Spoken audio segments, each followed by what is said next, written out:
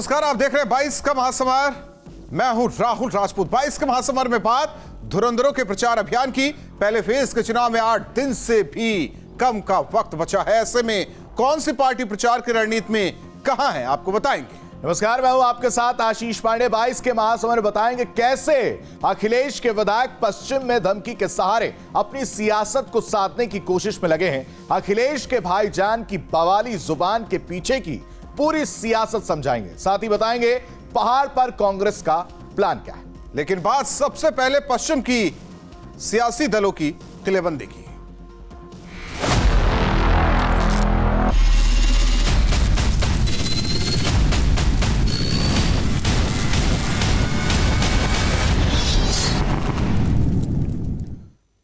पश्चिम की सियासत को साधने के लिए पार्टियों का चुनाव प्रचार तेज हो गया है। बीजेपी, एसपी और बीएसपी ने पश्चिम के मोर्चे को फतह करने के लिए दिग्गजों को मैदान में उतार दिया है।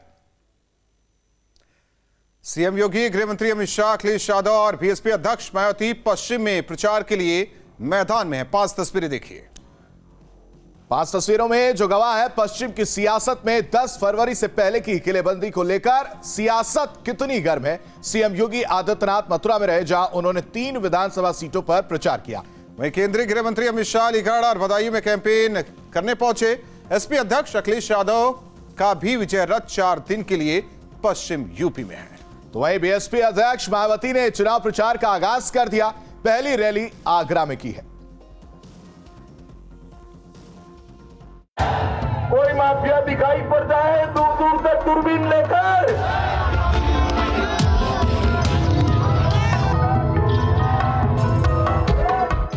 चुनाव में भी एक जोरदार डोज देने की आवश्यकता है। जिन्ना, औरंगजेब, पाकिस्तान के मुद्दों पर जो लोग चुनाव लड़ रहे हैं उनको बहुत भारी शिकस्त मिलने वाली है। ये चुनाव भाईचारा बनाम भारतीय जनता पार्टी है। भाजपा के चल रहे जातिवादी, संकीर्ण, अहंकारी व तानाशाही वाले शासन से मुक्ति मिल सके। पश्चिम के रण में सियासी दलों का प्रण है। जीत के लिए जी जान से पूरी ताकत लगा दी है। बीजेपी, एसपी और बीएसपी पश्चिम के मोर्चे को फतेह करने के लिए मैदान में हैं। केंद्रीय गृह मंत्री अमित शाह ने अलीगढ़ में चुनावी रैली को संबोधित किया। आज पूरे उत्तर प्रदेश में माफिया ढूंढते हैं तो 3 ही जगह पे दिखाई पड़ता है।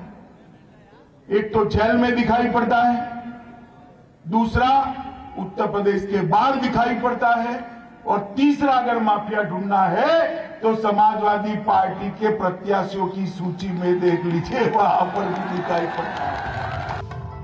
वहीं सीएम योगी आदित्यनाथ ने बुलंदशहर में चुनावी सभा को संबोधित किया। इसके बाद मथुरा पहुंचे और मथुरा में सीएम ने वृंदावन, छाता और गोवर्धन विधानसभा में चुनाव प्रचार किया। भाइयों बहनों, 2013 में जब मुजफ्फरनगर का दंगा हुआ था और सचिन और गौरव नाम के 2 जाट युवकों की निर्मम हत्या हुई थी, लखनऊ वाला जो लड़का है ना, ये सत्ता में था और तब हत्या करवा रहा था, हत्यारों को प्रश्रय दे रहा था, दंगाइयों को लखनऊ में बुला करके उनका सम्मान कर रहा था। और भारतीय जनता पार्टी का कार्यकर्ता जो उन दंगाइयों के खिलाफ आलो आवाज उठा रहा था, उन भारतीय जनता पार्टी के कार्यकर्ताओं के खिलाफ, व्यापारियों के खिलाफ झूठे मुकदमे दर्ज करके उन्हें जेलों के अंदर बंद किया जा रहा था। पश्चिम के मोर्चे पर जहां बीजेपी के दोनों धुरंधर नेताओं ने कमान संभाल रखी है, वहीं अखिलेश यादव ने भी अपने विजय रथ से पश्चिम के किले को साधने के लिए निकले हैं। अगले 4 दिन तक अखिलेश का विजय रथ पश्चिम में रहेगा। अखिलेश के साथ आरएलडी के अध्यक्ष जयंत भी बीजेपी सरकार को निशाने पर रख रहे हैं। उसका बजट घटा दिया। जिन्ना, औरंगजेब, पाकिस्तान के मुद्दों पर जो लोग चुनाव लड़ रहे हैं उनको बहुत भारी शिकस्त मिलने वाली है और नौजवान और किसान की जीत होने वाली है।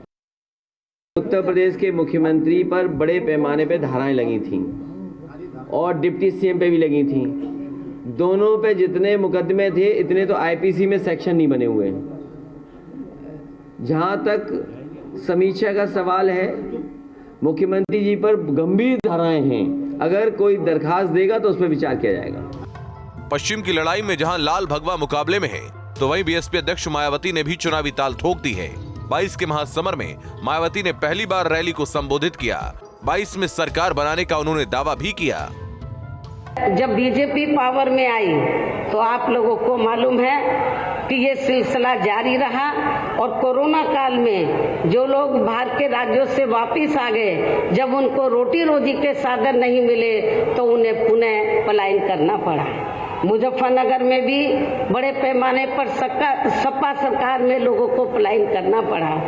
तो ये तीनों पार्टियों की जो सरकारें हैं, चाहे कांग्रेस सत्ता में रही हो, चाहे समाजवादी पार्टी, चाहे बीजेपी, इन सभी पार्टियों की सरकारों में किसी न किसी कारणवश जो दुखी पीड़ित लोग हैं, खासकर बेरोजगार लोग हैं, उनको पलायन करना पड़ा है। 22 के मुकाबले में 58 सीटों पर सियासी दलों की नजर है। इन 58 सीटों पर नजर डाली जाए तो 53 सीटों पर 2017 में बीजेपी का कब्जा रहा है। ऐसे में बीजेपी की कोशिश एक बार फिर इन सीटों पर कमल खिलाने की रहेगी। वहीं एसपी का दावा है, करारा जवाब मिलेगा। Team news state.